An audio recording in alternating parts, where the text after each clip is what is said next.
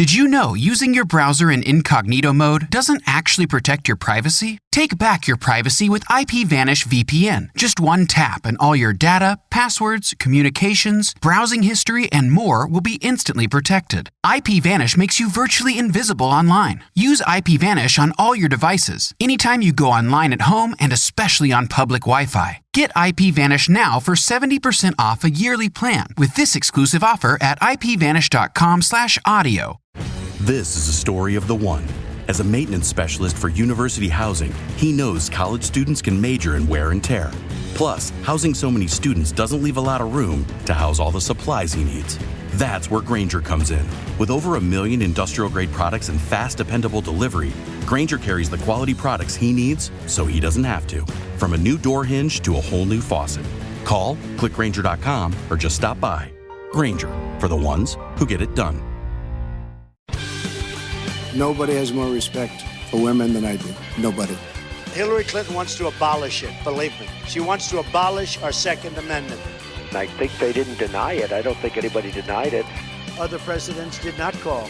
They'd write letters, and some presidents didn't do anything.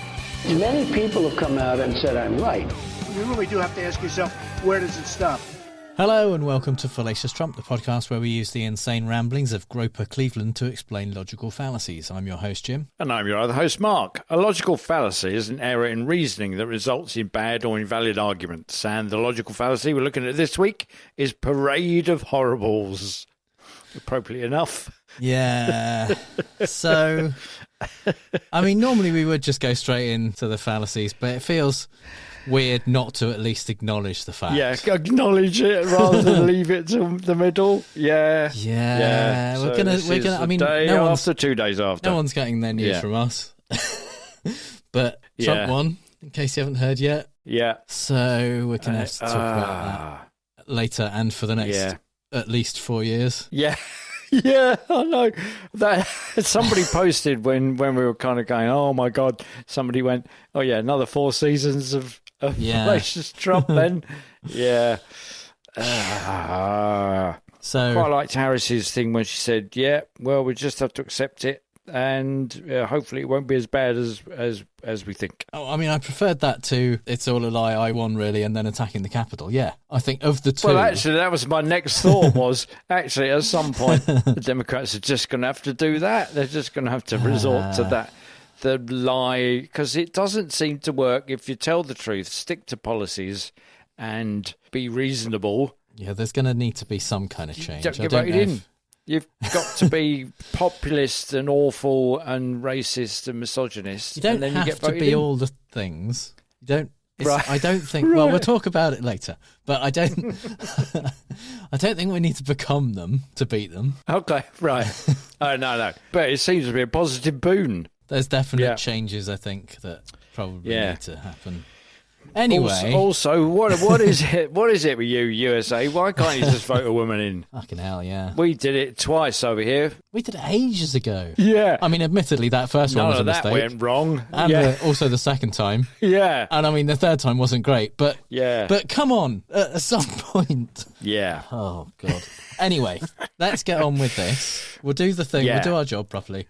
And then we'll come back. We'll talk about and just sit about stuff. and kind of sigh. Yeah. Okay, so a Parade of Horribles. Parade of Horribles is, in one sense, it's a literal parade in that it's a thing that used to happen. It still does happen in some kind of coastal communities in Massachusetts, in some New England towns. On the 4th of July, they have a parade of people dressed up as kind of scary things. Oh, okay. But as a rhetorical device, I think of it as kind of like a flat, slippery slope. Yes, that's my visualization. So for a slippery slope, you would talk about an event happening, and then that will lead on to this, and then that will lead on to this, and all of those things.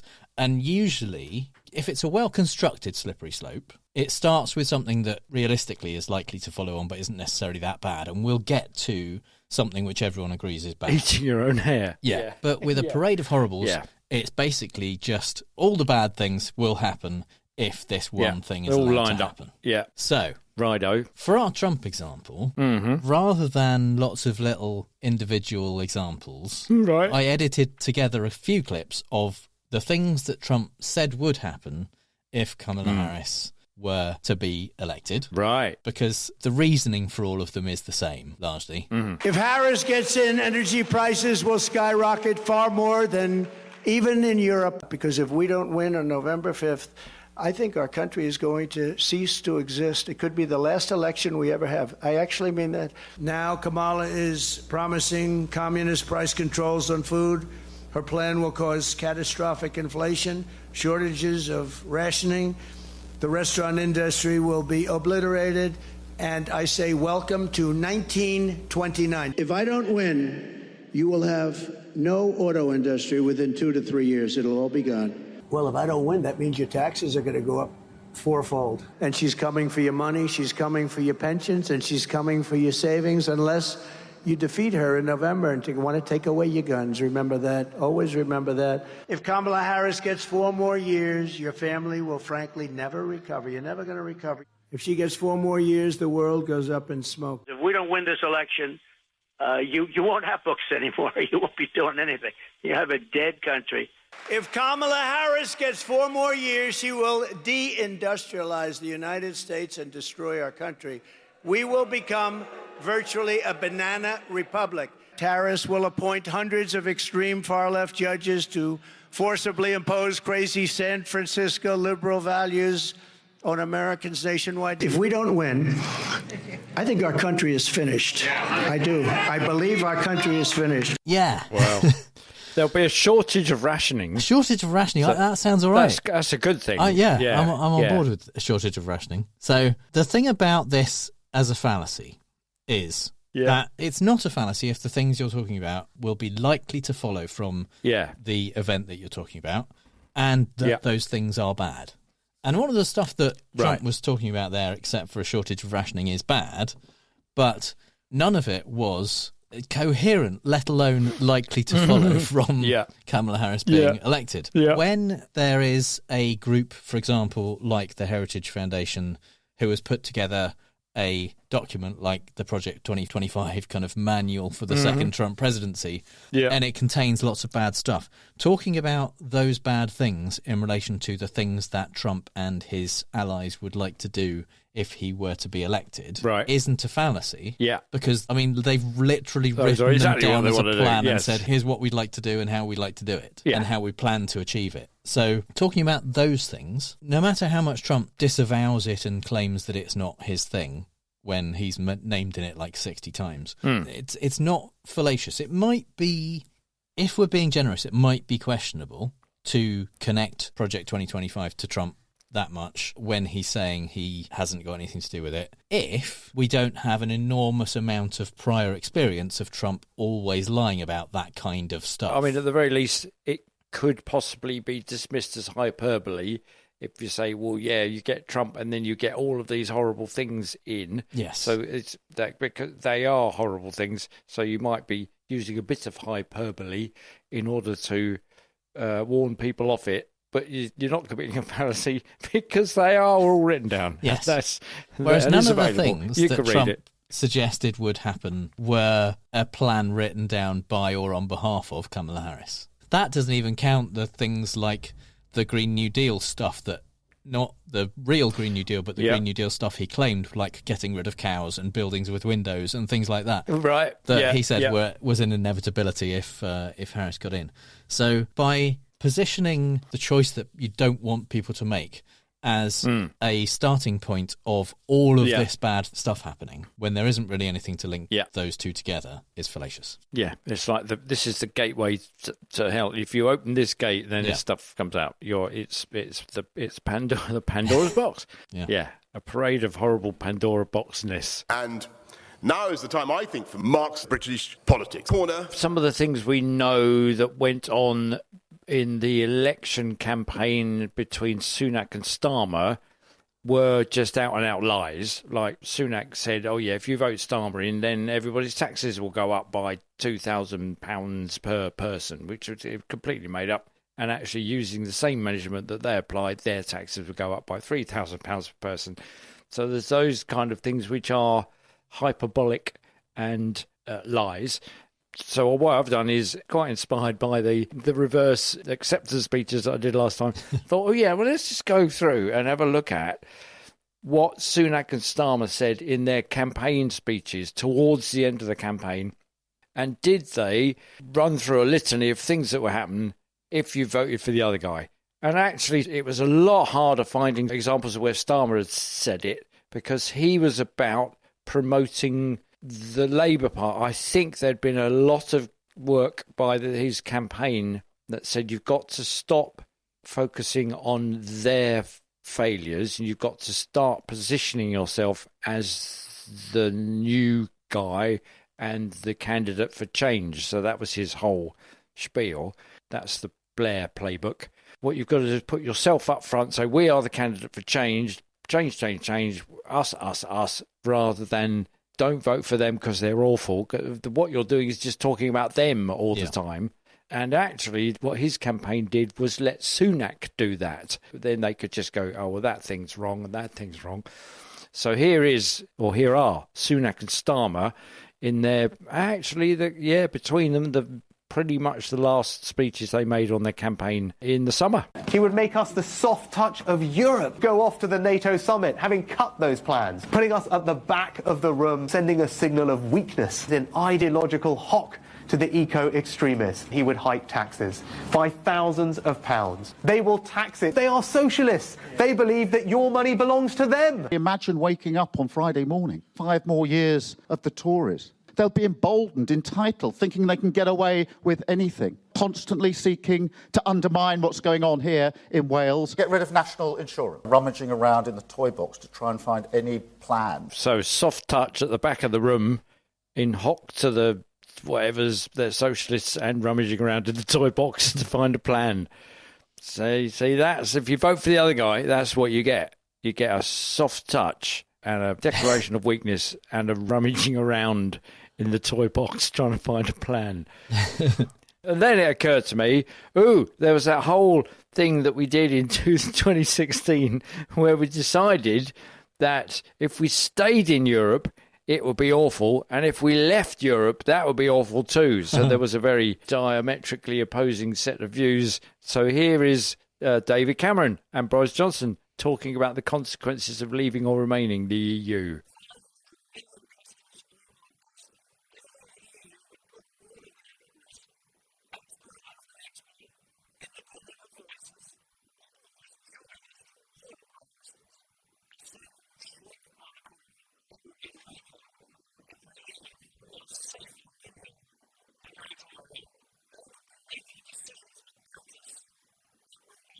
So much is now decided by the European institutions. £350 million a week overall goes to Brussels. Politicians in this country are no longer really able to control our borders. Fisheries policy have been absolutely destructive. So notice that actually the things that Cameron said, all of them were true. All of them came true. But at the time, it was seen to be scaremongering and Project Fear.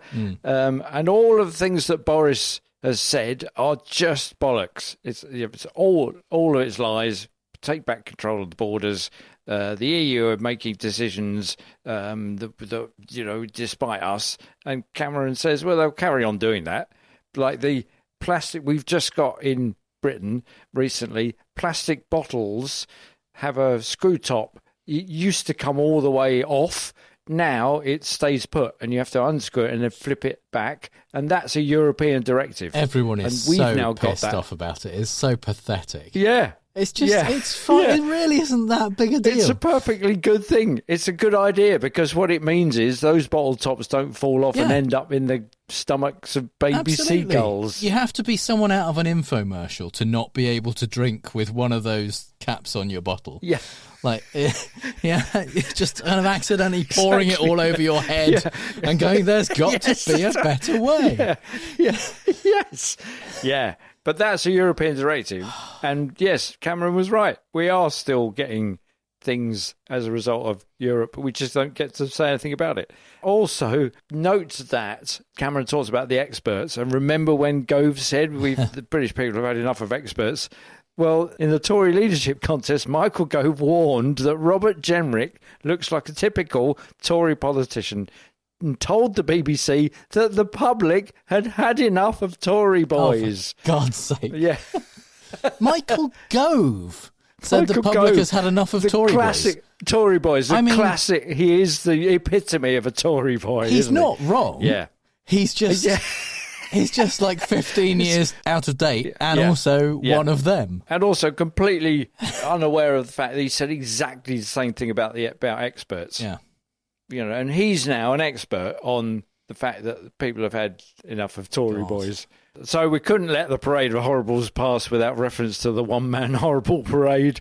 Nigel Farage, who plied his same old furrow of popular racism on Australian Sky News in April before he re-ran as leader of Reform in the election. The country is, many parts of it are becoming literally unrecognisable. Maybe the Labour Party will give them all the vote. Gerrymandering on the most humongous scale. They all stick together, far from integrating, develop utterly separate communities. A by-election to the British Parliament in Rochdale won by an outright, openly Islamist candidate. These are the consequences. Hundreds of thousands again marching in London on Saturday, some actually carrying swastikas. That's what you get if you do this irresponsibly. So you've got all these immigrants coming in and Labour could give them the vote, which would be gerrymandering on a humongous scale. They're not going to give them the votes. Well, they might do if they're processed and they're given asylum. Then you're allowed to become ultimately a citizen and vote. But what Farage's technique is to come up with something and then employ a little slippery slope in the middle of his horrible parade. And it's so awful that somebody stood as an actual, active, current Islamist by emphasising the words, and you're supposed to go increasingly each word. And places are literally unrecognisable. Well, I don't know that that's the case. And then the consequences are, if you let immigrants in, then there will be thousands marching with swastikas. And apparently he doesn't like that idea, even though that's exactly what he'd like to happen, because then he would run to the front and say, "Heil me." There's a shockingly high proportion of those people who are Farage fans. Yes. Those are not his people. Yes, exactly. So he's kind of he's going, yeah, you see, if you let immigrants in, then what that does is increase the number of Nazis on the street. Jesus. Because somebody in the middle is saying two-tier policing and there's an Islamist standing. Well, basically, he was representing his town. Nothing wrong with that. As a representative, you're perfectly entitled to stand for office. Okay, he's a practicing Muslim. He's just he doesn't have to be a Christian. How much more integrated into British society could you get than standing to be a member of Parliament, to go into the Houses of Parliament, and in the way that Farage does the same thing.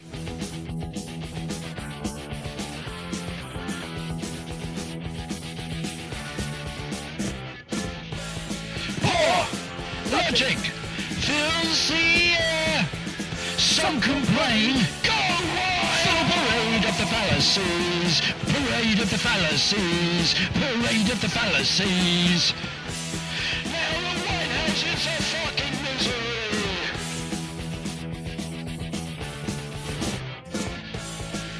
Something screams from the wild. Fuck this!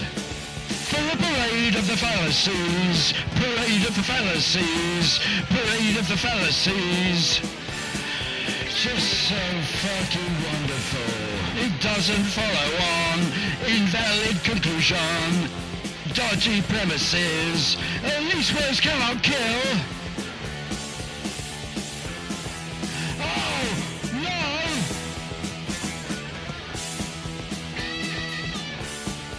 It makes no sense just being bang like pence! Circle jerks there with Parade of the Horribles. So in the Fallacy in the Wild, we like to talk about the Fallacy of the Week from a non-political perspective, and our first example this week comes from the brilliant Rachel Bloom in Crazy Ex-Girlfriend. And in this episode, she is trying to kind of rally the other people in her apartment complex because the landlord is not fixing their hot water, which isn't working. Right. And so she is giving them reasons that they need to do that. Imagine your kids taking a shower before they go to school. They douse their skin with ice-cold water, a huge shock to their little systems. At first, it's downright unpleasant, but then it gets them wired in a way they've never felt, and they think to themselves, that shower felt great. Maybe I'll try cocaine. So your son's on coke, your daughter's pregnant, and your husband's probably having an affair. Apocalypse! Just like the movie I Am Legend, but not like that at all. So good. Excellent. So, all of these things will somehow come from happen as a result of because cocaine, pregnancy, affairs, and apocalypse, just like I Am Legend, but not like that at all. Exactly. Yeah. This is a lovely kind of parody of the "You Got Trouble" from The Music Man. This particular song, and it works just so well. Yeah, and all of those things are a direct result, basically, of cold water. Yeah, of having no hot water. Yeah. So our next example is from Lincoln, and this is while they are debating in Congress about whether they should repeal slavery. Although I'm disgusted by slavery, I rise on this sad and solemn day to announce that I'm opposed to the amendment.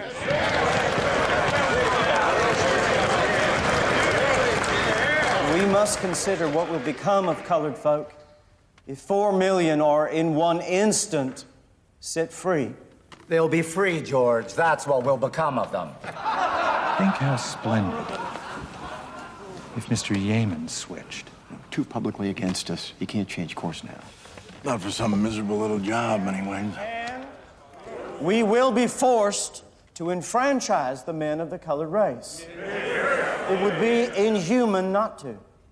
Who among us is prepared to give Negroes the vote? And what shall follow upon that? Universal enfranchisement? Votes for women? There's a little bit of a slippery slope in there. Yeah. There's a little bit of a slippery slope in suggesting that once you've given black people the vote, then you have to give it to women too, and that's just crazy. Yeah. Everyone's really upset by that option. But the whole point is, well, if we stop slavery, we'll have all of these huge problems, like them being free. What will happen then? And all of the voting. So Yeah. Interestingly, I think there's probably a bit of parade of horribles going on with the call for the British government to pay reparations for the British Empire's part in the slave trade.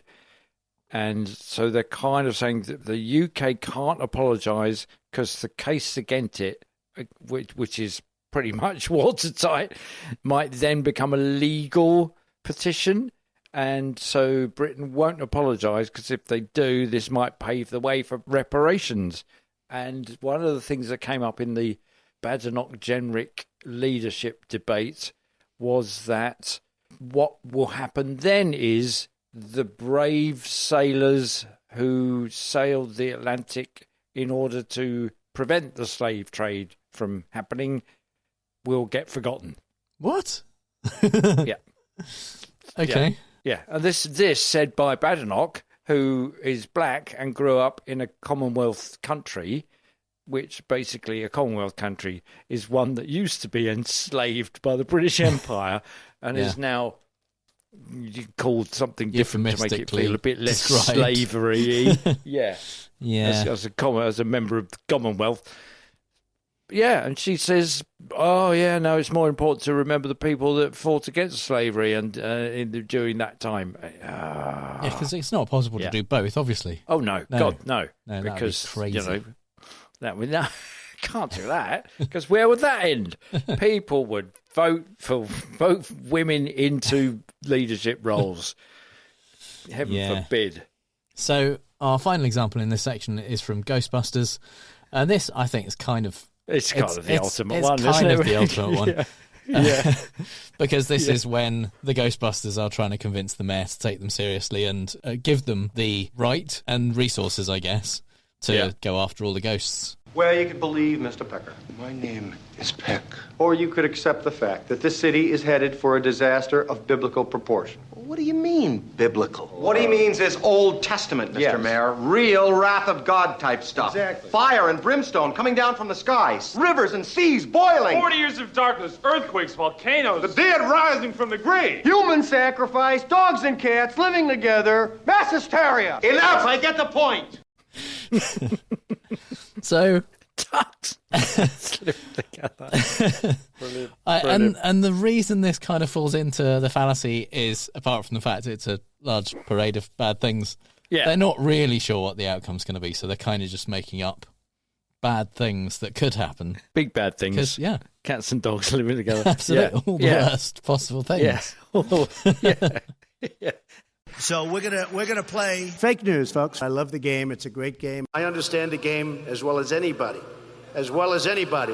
Yes, it's time for Fake News, the game where I read out 3 Trump quotes, 2 of which are real and 1 I made up, and Mark has to figure out which one is fake news. Because coincidentally, if you don't let me win, then the integrity of all future games ever played will be at stake. The earth will split and burning fire will rain down upon mankind, obliterating all human life in an apocalyptic extinction, and then a chance of scattered showers, slight mist, and likelihood of a frost overnight.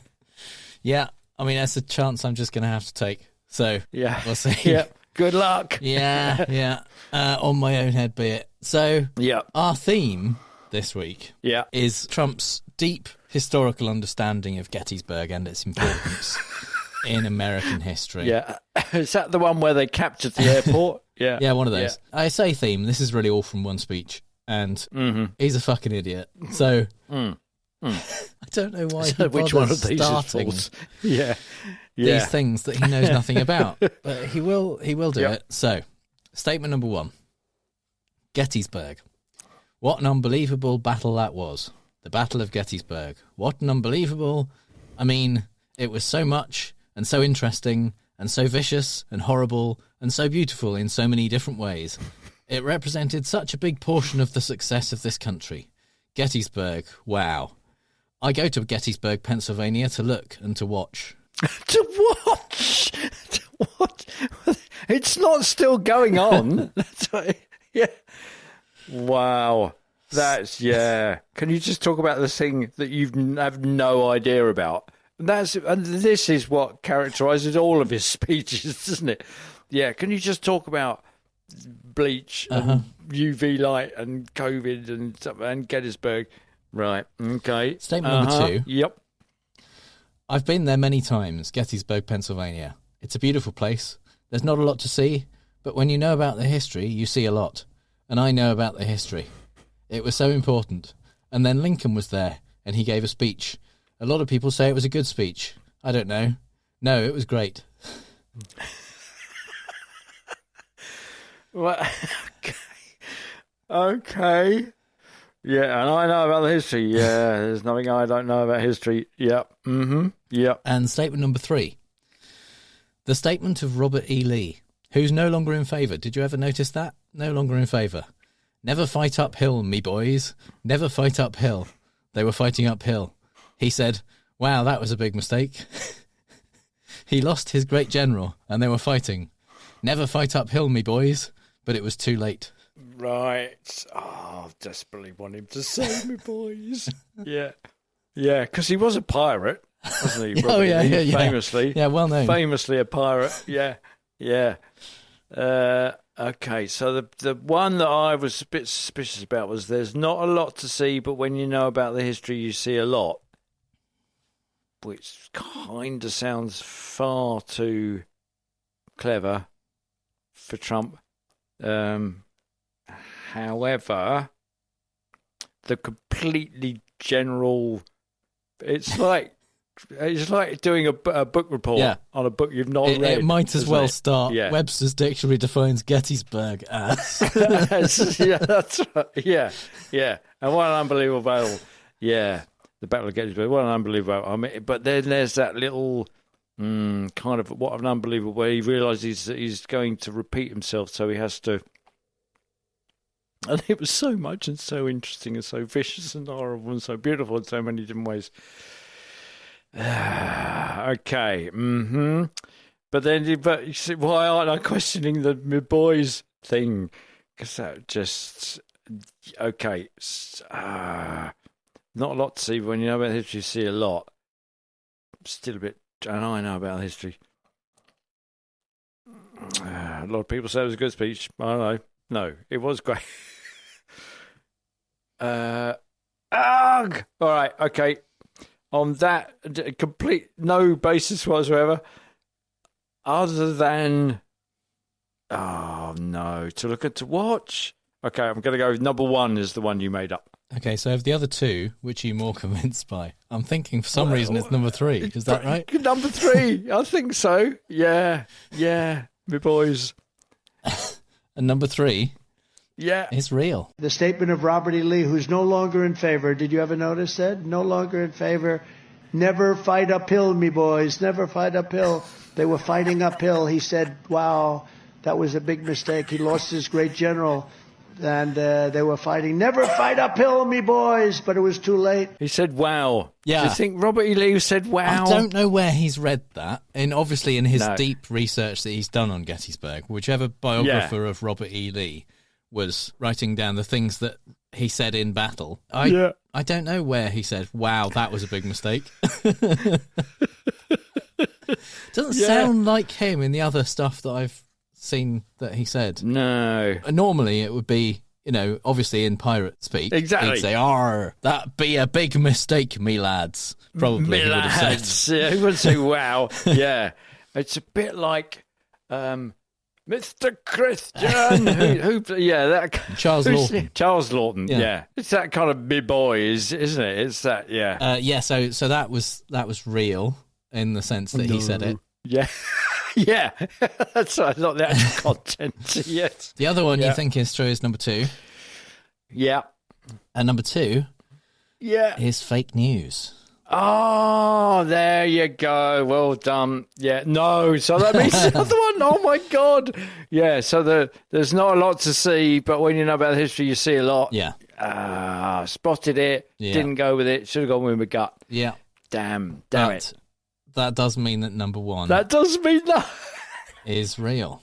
Gettysburg, what an unbelievable battle that was. The Battle of Gettysburg, what an unbelievable... I mean, it was so much and so interesting and so vicious and horrible and so beautiful in so many different ways. It represented such a big portion of the success of this country. Gettysburg, wow. I go to Gettysburg, Pennsylvania to look and to watch... What the fuck? Wow! No. It's like standing on stage and going, "Hello, Cleveland." Yeah, so you're in Gettysburg. Oh yeah, Gettysburg. Wow. Yeah, tell us about Gettysburg. What do you know about Gettysburg? Oh, I know all there is to know about Gettysburg. It was a battle. It was interesting, and it was so much. Yeah, and so vicious, and so horrible, and so beautiful. It's like an Eddie Izzard sketch, isn't it? And so beautiful in so many different ways. And it represented such a big portion of the success of this country. It's a fifth grade sentence, isn't it? Vague. Yeah. It's got your citation needed is that you put after, if you were the history professor. Yeah. After that, you just go, no, 4 out of 10. I mean, was it Frederick Douglass? He said, "What's it? We're hearing more and more about him," or something like that. Yes, clearly something he's never heard about before. Yes, that's right. Yeah, and this is just like, I just have to vamp about Gettysburg for a couple of minutes. I know nothing. I think there was a battle, and I could not be bothered to read anything up about it. I understand it's a big part of our history, but as a completely unsuited person for political life, Jesus, I haven't bothered to ever look at that. Someone who has never been curious about anything. No, other than how much can we screw some money out of people. Yeah. We do have a few social contestants. Well done. Yeah. We've got a few new listeners this week, having appeared on God Awful Movies and on Cognitive Dissonance recently. So people, I believe, have followed us back over here. So I should explain that. every week when we record, we post the fake news statements up on our Facebook group at facebook.com/groups/FallaciousTrump, and also on our Patreon at patreon.com/ftrump, and people get to guess and play along and see if they can beat Mark. I do it literally at the beginning of when we start recording. There isn't a set time. It's usually either a Thursday or Sunday, sometimes a Monday. So you just have to kind of be in the groups and happen to be there when it's posted. Pop up. Yeah, you'll get notifications and stuff. So yeah. So if you want to play along, join either the Patreon or the Facebook group. And the people who have played along this week, we've got on Facebook, we've got Andrew, who says, pretty sure I've heard number 3 quoted, so out of the first 2, number 1 almost sounds a bit awestruck and reverent, so I guess that's the fake one. Wow. Oh, yeah. Yes, you can look at it as awestruck and reverent. Yeah. Or an unbelievable battle. Or just perhaps. Ignorant. Dumbstruck and ignorant. Yeah. Meanwhile, on Patreon, Anders says, since I'm first, I'll go with the first one. Better than trying to pick them apart and fail. See, that was, I fell into the trap. Yeah, but I had spotted to tell. I know, One-Eyed Nick says, fuck this fucking orange fucking fascist fucking fuck. The answer is 2. Fuck him in his missing a bit ear. Which I think is a completely reasonable response. Absolutely, yeah. I like that. Just got ran. The answer's 2. Ran. Yeah, perfect. Missing a bit ear. Yeah. Stephen Bickle said number 1 is made up, and the US just fornicated the globe. Sorry about that. Yeah. See, yes. Well, there are lots of people agreeing with me. Yeah. So in a way, I've won. You're the people's champion. Yes, there you go. In a kind of Trumpian way, I've won. Because a lot of people are saying it's number 1. A lot of people, sir, it's number 1. Yeah. Tears in their eyes. And, strong people. Strong people. Yeah, great people. Beautiful in so many different ways. Yeah, have all agreed with me. The Pizza Dude Chronicles on TikTok says they're all made up. Yeah. Some time ago, we broke the timeline and are living in a simulation, and everything is fake. But the actor playing Jim in this farce wrote the first one. Yeah. The actor playing Jim. Yeah. But again, another vote for me. Yeah. Scott says, number 2 is made up. There's no way the Orange Menace would know that Gettysburg was in Pennsylvania, especially if he was standing there when he said it. Right. Looking and watching. Yeah. Why didn't I pick that?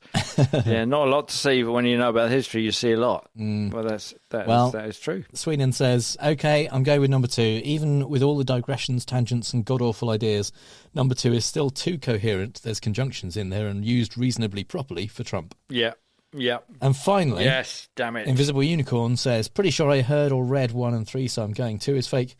Hell, he's poisoned the pond so much I'm not even sure what I've heard anymore, and I'm deeply despondent that you have the opportunity to do this for at least 4 more years. Yeah.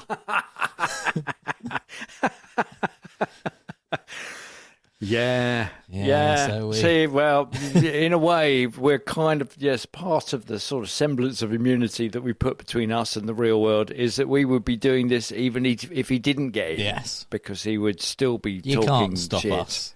No. Or him. Yeah.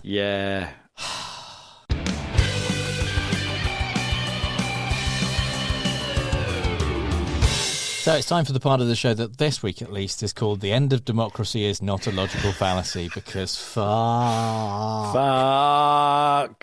Yeah. Jesus. Yeah. Because last episode we were saying, the polls won't be in. Yeah, I thought it'd be. I thought we wouldn't know by now. Yeah. And yet everyone did a great job of counting. We now have the final. I think has Arizona been called now? I think at the moment that might be the last one that we're still waiting for. Yeah, like the official. I think it's 2 left to go. I think CNN might have called it. There's currently the BBC is still says holding there's out. two to go, but 270 to win has them all called, and it is 312 to Trump versus 226 to Harris, which is a little bit of a higher disparity than it was when Biden won in 2020. It was 303 to 235. So it's a kind of one state difference, a smallish state at that. But yeah, Trump won all of the swing states. every single battleground state. Yeah. I kind of was expecting him maybe to take Georgia and Nevada and maybe Arizona, but I thought the northern ones, the blue wall, Pennsylvania, Michigan, Wisconsin, were probably going to go for Harris and possibly even North Carolina, but fuck no. Yeah. They all went for Trump, which is super depressing. And it seems to have been based on not any kind of policies at all, but all based on Trump's lies about. Yeah, of course. I mean, what else could they possibly base it on? And just appeal to people's nostalgia for how gas was cheaper 4 years ago. You know, everything was cheaper 4 years ago. Yeah, the exit polls seem to focus largely on. And the exit polls in the US are slightly different. In the UK, when they do exit polls, they actually ask people who they voted for, which seems logical to my mind, but then I've grown up with that system. In the US, if I understand it correctly, in exit polls, they ask people things like what was the most important issue for you when you voted and things like that. They don't actually ask who they voted for. So while a lot of people were saying abortion and democracy, the overwhelmingly most important thing that people said that they were looking at as an issue when they voted was the economy. And after that was immigration. And the economy is extremely good at the moment. Yeah. But Trump has done a good job of making it sound bad. Yeah. And to be fair, a lot of Americans' lived experience of how much gas is and how much groceries are, it's still worse than it was before. It's come down. You know, gas in some states, I think this week is tipped to go below $3 a gallon, which is the lowest it's been for a long time. But it's been slow to come down, and groceries are still high. Even though that's they've less come than down it is in Europe. It's ridiculously cheap compared to Europe. You've got it so good, Americans. You do not know how good you've got it in terms of gas. It's insane. We pay so much more. It's a successful propaganda exercise of saying that America has a terrible economy when actually inflation is a real thing, but it spiked globally and it has come down significantly. Unemployment is at a very low level in the US at the moment. The stock market is incredibly high, like breaking records. By all the measures that Donald Trump will claim credit for in 2 months. The moment he's in. Of course. All of those measures will have been coming down, like from the point at which they were the worst, they have got better and better and better under Biden and will continue to get better until the beginning of January. And then Trump will say, look how great the economy is because I am now the president-elect. And he will take credit for all of the continued trend, because it takes a little while, because the US economy is like a giant oil tanker. It takes a little while to turn around. But make no mistake, he will absolutely fuck it. Tank it, yes. He will sink that oil tanker, and everything will go to shit, because he will do things like massive tariffs and tax cuts for the very rich and all of the things that don't help. And, of course, in the process, for the last 4 years, as a businessman, he's been taking advantage of all of the economic boons that have gone on under Biden. Yeah. He's been taking advantage of all of that, and in the process, being able to afford to run for president and talk trash about the economy. And people believe him. It's been a triumphant campaign based on successfully distracting everyone's gaze from a convicted, felonious businessman, elite millionaire with a gold toilet, for Christ's sake. He's distracted from that. He is part of the problem insofar as he's pulled out lots of the money from the economy and is not paying any taxes. So therefore, the social safety net, housing, education, medicine is not being funded by him. He's avoiding doing that because he's a crooked businessman. And yet he's distracted people from that by saying the problem is all of these immigrants coming in. And that's exactly what Boris Johnson did. It's exactly what Farage does in order to make people think, oh, yeah, Farage, you're one of us. You're a man down a pub. You're just as racist as the other people in Wetherspoons. You're just like us. I'll vote for you. Well, actually, he's a millionaire ex-city banker who dresses like a landowner from the 1930s, and people don't seem to notice that. And Trump is exactly the same. He is part of the swamp. He is one of the elites, and yet he's successfully hoodwinked hundreds of millions of people into thinking he's one of them. Yeah. And therefore they voted him in by blaming it all on the immigrants, blaming it on the economy, blaming it on the other guy. It's been a triumph of feels over policy. Or the policies are, yeah, we'll get rid of all those immigrants coming over here, paying their taxes that I've been selling things to. And yeah, I mean, essentially, where we're standing at the moment, we're recording this Thursday night, Friday morning, UK time. And while the BBC still has Nevada and Arizona uncalled, others are saying that they've been called, essentially, for the presidential race. For the Senate, we're still waiting final results in Pennsylvania and Arizona, but they're leaning blue. But the Republicans have got the Senate 52-48, which is not a surprise, but they did pick up a seat. They picked up the West Virginia seat, I want to say, that Joe Manchin left vacant. I mean, he was barely a Democrat, but it still counted. I mean, he was an independent by the end because he left. But the House race is currently still up. There's a possibility that the Democrats could hold the House. It doesn't seem fully likely because it's not a close presidential result. Right. For the first time in many years, the Republican candidate has won the popular vote. Wow. At the moment, he's up by around 4.5 million. That's a significant chunk. Yeah. So that's, I mean, if anything, the most depressing thing. Yes. I don't know. There's a lot of depressing stuff to go around. It's one of the more depressing things because it's not just the Electoral College and the shitty system that has enabled him to eke out a win. It's that more than half of the people who voted actually chose him. Voted for him. Yeah. And he hasn't significantly increased his vote count since 2020. But Kamala Harris got significantly less votes than Joe Biden. Right. And that means a lot of Democrats stayed home. I'm guessing some of those were because of Israel and Gaza. Yeah. And for some reason, those people did not feel that in denying Kamala their vote, they made it more likely that Trump is going to win, and Trump is definitely going to be much, much worse for Gaza. Yes. No matter how bad you think the Harris-Biden administration have been dealing with that situation, and it's not good. It's not good. I'm not going to make excuses for them. I don't think they've done it well. But there is no question that Trump will handle that situation unbelievably worse. He will, if anything, fund Israel to do their best to eradicate. To finish the war quickly. Yes. So that's fucked. The fact that people made that choice because they either wanted to send a message or couldn't hold their nose and vote for the lesser of two evils, ultimately then giving the result to the greater of the two evils, which is obviously the wrong thing. That's bad.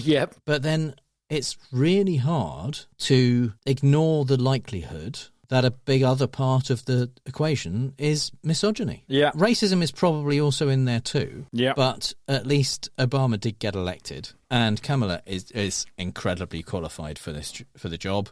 And there's really very few reasons not to vote for her, especially when Trump is the opponent. And I can only think that people are more misogynistic, more racist, more bigoted and hateful than I thought. That we've accused them of already.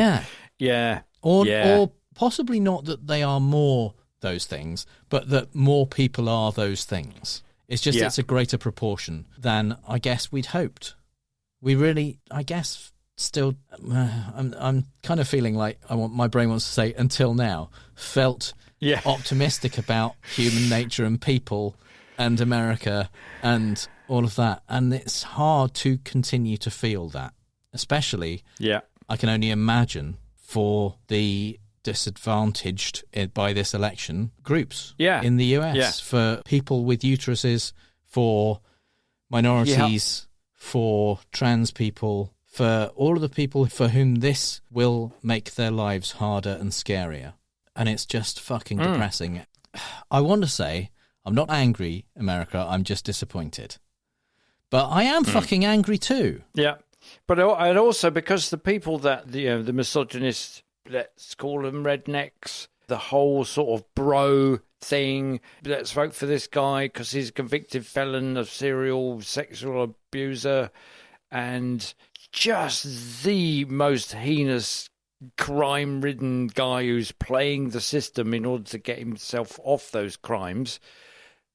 He's a hero. Yeah, we love him. He'd be brilliant. If he was the king, it would be even better. And those are the people he doesn't give a shit about. Yeah. They are the people that will feel comfortable that there's somebody else to blame. There's somebody below them. That's what this is. It's a triumph of you're better than other people. If you're white, you've got a beard and a plaid shirt and you're male, and then you're fine. And everybody else is worse than you and is to blame. There is a significant aspect of that. And in terms of the proportions of people who vote in Trump's favour, they make up an enormous chunk. But in this election, compared to 2020, the way that people have moved, white women have moved towards Harris. They're still more than 50% of them vote Republican, but less than in 2020, so that's good. Young white males with no college degree have stayed Trump voters, as Joe Rogan's audience, that kind of people. But the biggest demographic shift is Latinos and Hispanics, and they have shifted overwhelmingly towards Trump, like by double-digit percentages. I don't understand. I'm not going to pretend to understand what that community's desires and wants are and why that might have happened. I'm not even going to. They're not a monolith. It's not like they're all thinking the same. So there's probably many nuanced reasons for it. I can't begin to think what they could be. Significantly more on the male side, and Hispanic males and Latino males, rather than women. But even the women have still moved Trumpwards, and I don't get it. There's probably quite a lot to unpack, and I think there's probably quite a lot for the Democratic Party to figure out actually what they need to be doing differently. Yeah, because to lose to Trump this year, given the fact that the economy is actually reasonably good. Really good, actually. Yeah. And that he is a convicted felon. Yeah. And he did it before and was fucking terrible at it. Yeah. There's so many reasons not to vote for him, and yet they did. So there's going to be some soul-searching and figuring out what the fuck's going on in America. I wonder whether it's got parallels in the UK. The left is very good at being nuanced and all-encompassing of its hinterland. But what that can lead to is a very confused message. We only need to go back to Corbyn and what his stance on Brexit was.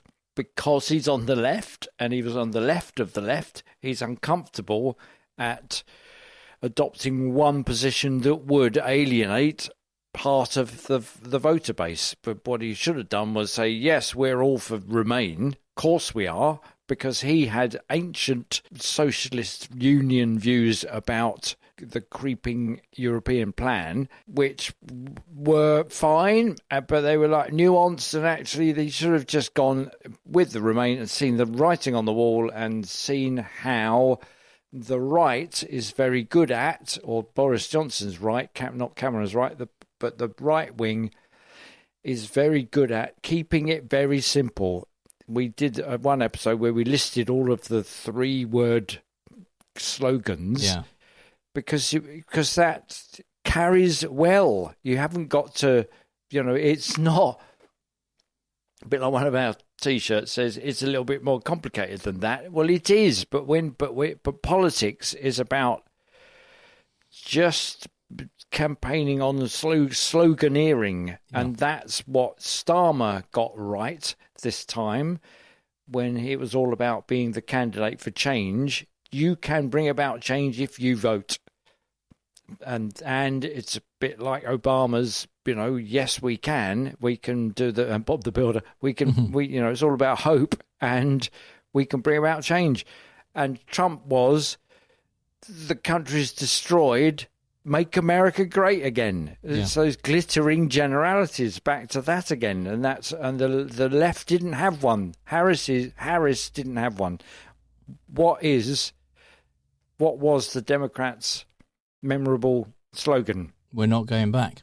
I think it worked really well, but obviously not enough for what was needed, I guess. But anyway, there's going to be a lot of fallout for this that we'll be discussing, I'm sure, in the coming weeks, months, and years. Yeah. I think one thing we're going to try and do possibly next week, certainly soon, is talk about what can be done, not necessarily to stop the stuff that's happening, but to get involved and make a difference and help people, even if it's only on a local level. Yeah. But I think at the moment, it's okay to feel like everything is shit for a little while. It's okay to feel those feelings. Yeah. And there's a certain amount of grieving, I think, that probably is healthy for what we thought could be that isn't now going to happen. But exactly. The other thing I think is to be kind to yourself and to other people, and to be there for other people, and to be part of a community if you can, if you have one locally or online, and have people that you can talk to. Yeah. Don't make any kind of big life decisions right now. Yeah. When you're upset or angry, whether that's about kind of moving away or whatever, there's time for those kinds of decisions. In terms of communities, if nothing else, our Facebook community is lovely people and are all very friendly. So you can join us on facebook.com/group/FallaciousTrump. I'm going to start up a Discord as well, which I hopefully I'll do by the time this episode's out, and I'll put it. If you go to fallaciostrump.com/Discord, that'll take you there. Or take you to a page that says I haven't quite done it yet. Yeah. But I know that some people just aren't on Facebook. They don't want to be on Facebook. That's completely understandable. And I know that some people on other shows that I follow like the Discord community, and it's another place that people can be and chat to others. Right. So I'm going to do that. And talk to people about how you're feeling.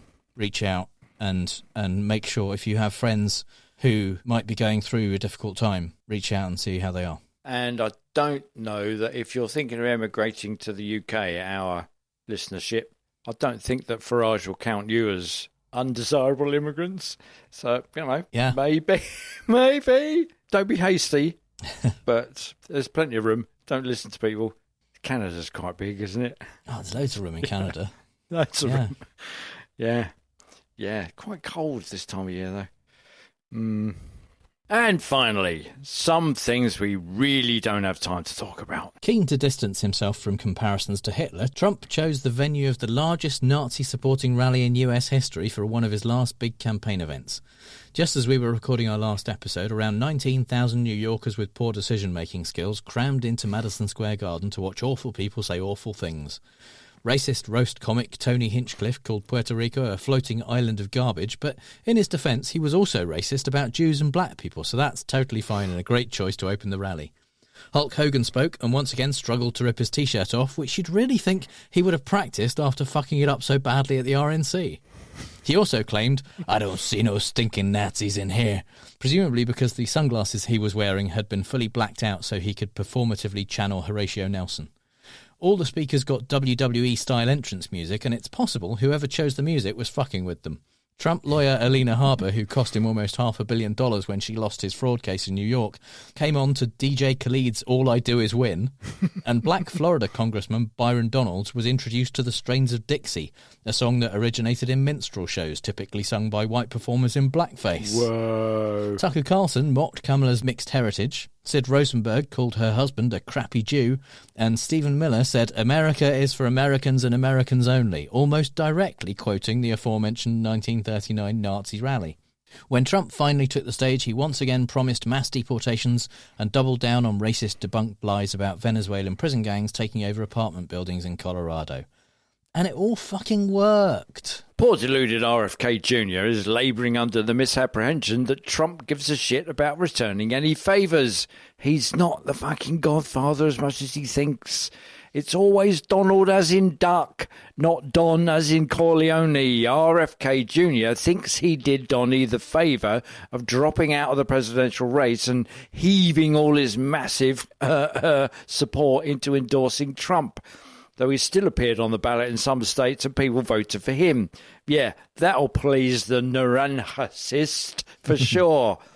On Monday, RFK said the key, which President Trump has promised me, is control of the public health agencies, which is HHS, CDC, FDA, NIH, and a few others, and also the USDA, which is, key to making America healthy, because we've got to get off seed oils, and we've got to get off pesticides, and we need to make that transition to regenerative agriculture.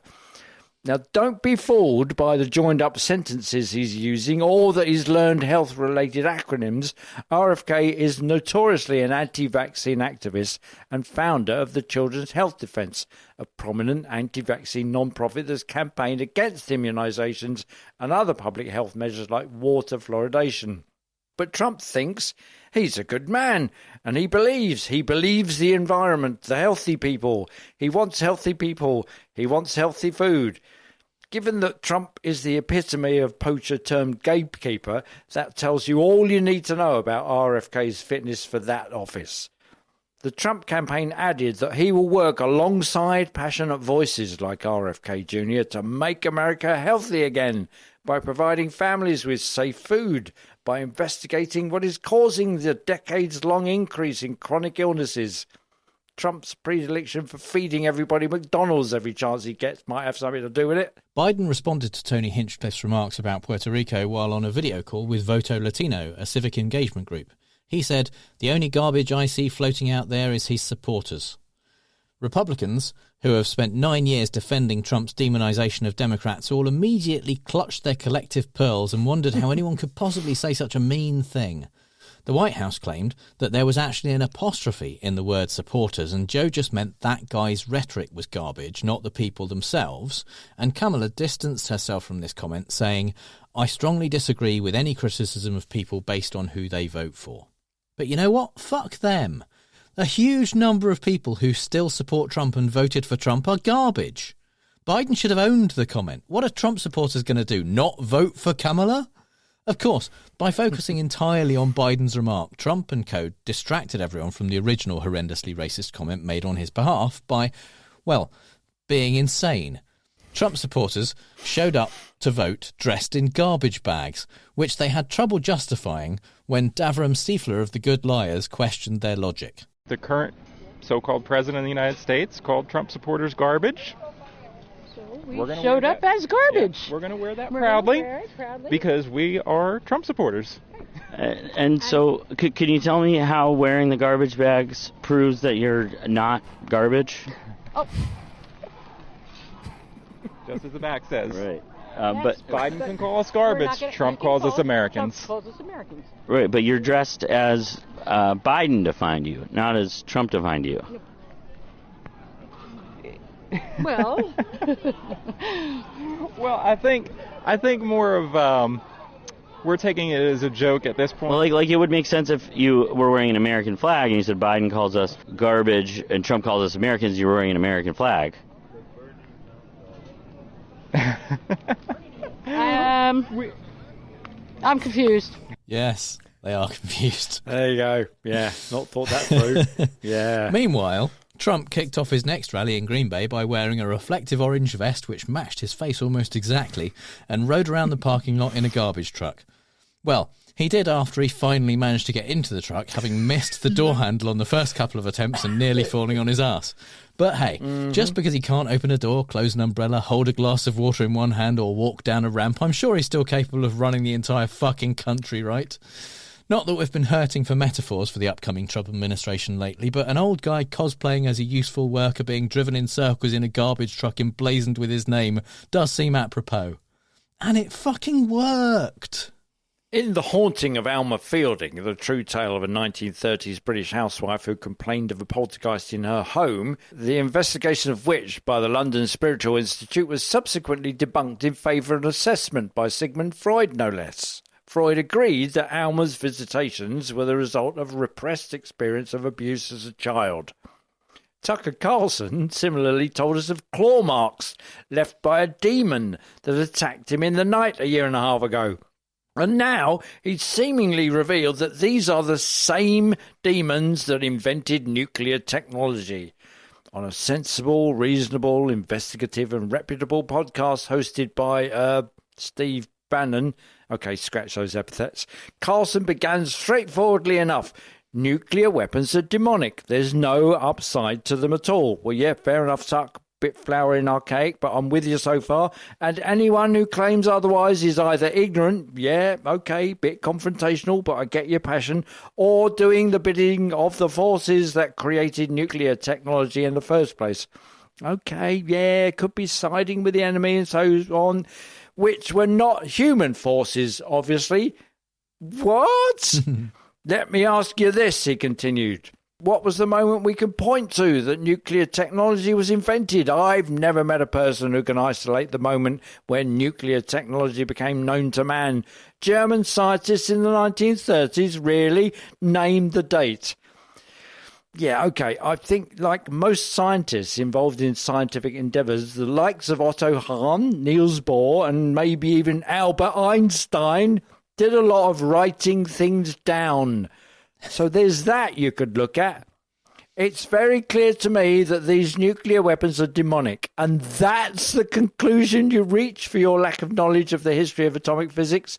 Are we surprised that you've never met a person who can isolate the moment? They're not really your tribe, I'd say, Tucker. You're more the bro-science, ball-tanning, end-of-men kind of demographic. The kind of people that don't do a lot of book learning is what I'm trying to say. However, a quick sweep of Wikipedia would probably reveal all you'd need to know to learn that demons didn't really have so very much to do with it. Or a quick squiz at an Oscar-winning Christopher Nolan movie would at least let you hear about the cast of likely characters involved in nuclear research in the 30s. Just saying. Perhaps we, like Freud, should possibly conclude childhood trauma is at the heart of Tucker Carlson and extend our sympathetic embrace. You know, much like Carlson's wife and 4 dogs asleep in his bed did when the demon left claw marks on him 18 months ago. Still, could be worse. A worm could have eaten his brain and he could be prospecting for the job as health secretary. Since Nixon and Hubert Humphrey in 1968, both major party presidential candidates for every election have sat down with 60 Minutes for an interview in the closing months of the campaign. This year, as usual, both candidates were invited, both accepted, and then Trump chickened out. The first reason, given by Trump's spokesman Stephen Chung, was that they insisted on fact-checking, which he claimed is unprecedented. You might not be surprised to learn that 60 Minutes fact-checks every story they do. Later, Trump claimed that the reason he ran away like a little pussy was because 60 Minutes has never apologised for his interview in 2020 when Leslie Stahl claimed Hunter Biden's laptop came from Russia. She never actually claimed that. Kamala did show up for her interview, though, and Trump made the best of it by calling the fact the interview was edited election interference. In all his years of experience of TV production, you see, he's used to things just going out live. They definitely didn't edit out all the N-words he used on the set of The Apprentice. Anyway, 60 Minutes gave a clip of one of Kamala's answers to Face the Nation to get some promotion of the interview earlier in the day, but used a more succinct clip in the actual show. This, Trump claimed, was irrefutable proof, although he probably pronounced it irrefutable, that CBS was deliberately interfering on Kamala's behalf. All this happened several weeks ago, and it was such a dumb story we didn't even cover it. But it turns out maybe it wasn't quite dumb enough to pique our interest, because now it's got 400% dumber, and here we are. Because last week, Trump sued CBS for $10 billion in a federal court in Texas. Whoa! Why Texas? Well, they specifically chose the Northern District of Amarillo, a remote venue with only one judge, a 2019 Trump appointee named Matthew Kaczmarek. If that name feels familiar, maybe it's because he's the judge who tried to suspend the FDA's approval of the abortion drug mifepristone. In fact, according to Accountable.us, Republican-led states and right-wing special interest groups have funneled 14 cases to Judge Kaczmarek's court, nearly all of which have had very little reason to be filed in that specific venue, and all of which Kaczmarek has nonetheless accepted. Trump's case against CBS relies on a Texas law that prevents advertisers misleading the public about products. Yes, you're right. That's insane. And Harvard con law professor Noah Feldman called it an outrageous violation of First Amendment principles. But on the other hand, Kaczmarek hasn't felt particularly tied to actual law in the past, so this will probably fucking work too.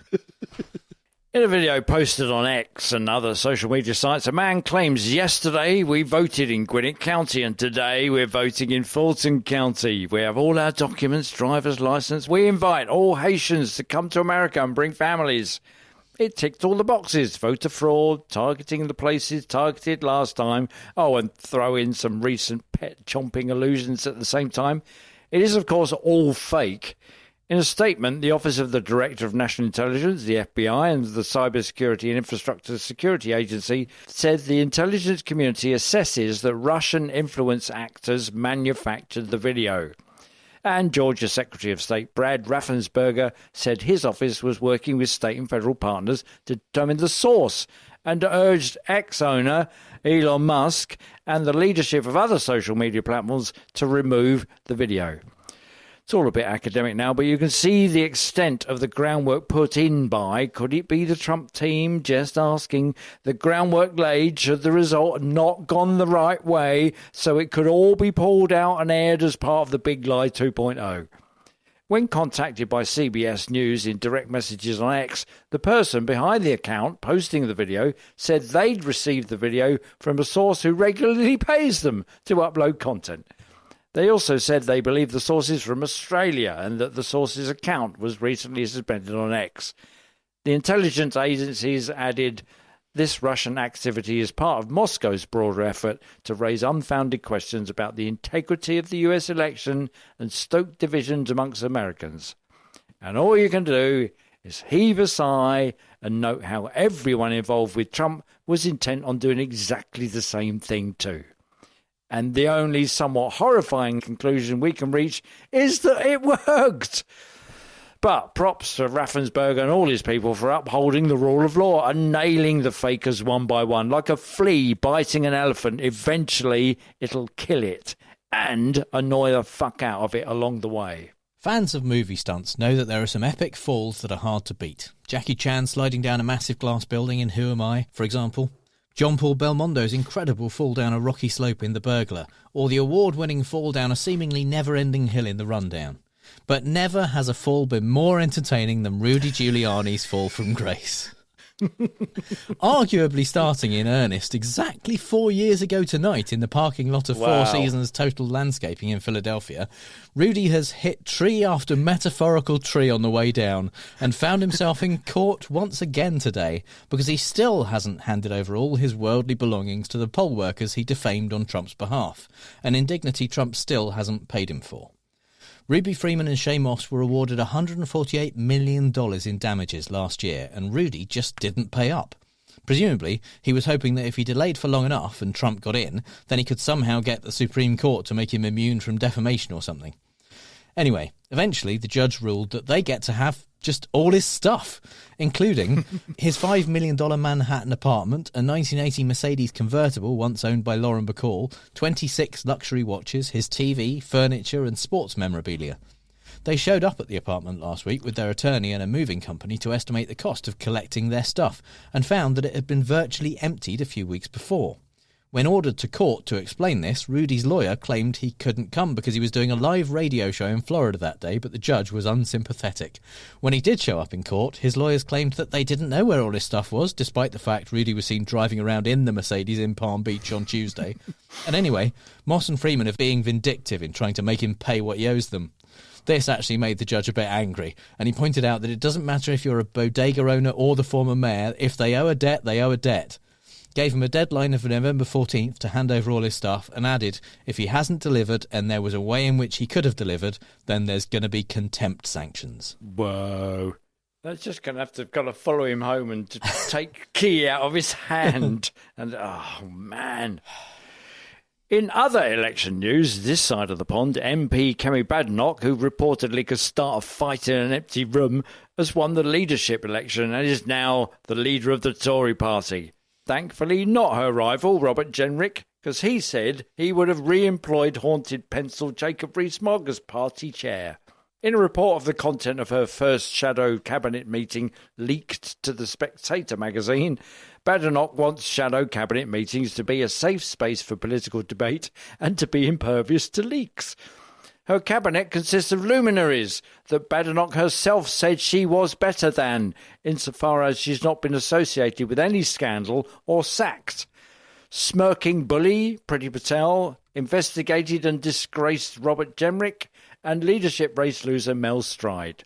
Despite their presence, the Tory right is not really there, said one shadow cabinet member.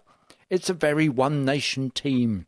Given that she won only the support of a third of MPs in the parliamentary rounds, it means that some in that one-nation party are already speculating as to whether she will lead them into the general election. Could mean we get James Let's Be More Normal Cleverly back again. Oh, joy. Meanwhile, grotesque, populist, racist, frog-faced Nigel Farage has been ensuring he works for his constituents in Clacton by flying to Mar-a-Lago to be seen beside the grotesque, populist, racist Toad King. Nigel alienated his electorate still further by reporting how happy he was to be in Florida instead of dreary England and offered to be the go-between between Trump and Starmer's Labour government. Keir's team politely declined. I suspect they also impolitely laughed so much 2 jets of tea shot out of their noses. So that's all the bad arguments and faulty reasoning we have time for this week. You'll find the show notes at fallacioustrump.com, and if you hear Trump say something stupid or want to ask if it's a fallacy, our contact details are on the contact page. If you think we've used a fallacy ourselves, let us know, and if you've had a good time, please give us a review on Apple Podcasts or wherever you get your podcasts, or simply tell one other person in person about how much they like our podcast. And you can support the show at patreon.com/ftrump, just like our newest patron Robin, our strawman level patrons Mike Smith, LT, Colleen Lyella, Richard Thunder Hopkins, Will M, Scott, Ozzy Onbank, Laura Tomsick, Mark Reike and Albert R. Buchanan, who told us when we met her at QED we could just call her Amber. This year at QED, I met the listener who recognised her at QED last year because we kept using her full name all the time. And our true Scotsman level patrons Schmutz, Sharon Robinson, Renee Z, Melissa Sytek, Stephen Bickle, Janet Uetta, Andrew Houck, and our top patron Kaz Tui. Thank you so much for your continued patronage. It really is very, very much appreciated. You can connect with those awesome people as well as us and other listeners in the Facebook group at facebook.com/groups/FallaciousTrump. All music is by The Outbursts and was used with permission. So until next time on Fallacious Trump, we'll leave the last word to the Donald. That's right. Go home to mommy. Bye. Bye. Did you know using your browser in incognito mode doesn't actually protect your privacy? Take back your privacy with IPVanish VPN. Just one tap and all your data, passwords, communications, browsing history, and more will be instantly protected. IPVanish makes you virtually invisible online. Use IPVanish on all your devices, anytime you go online at home, and especially on public Wi-Fi. Get IPVanish now for 70% off a yearly plan with this exclusive offer at ipvanish.com/audio.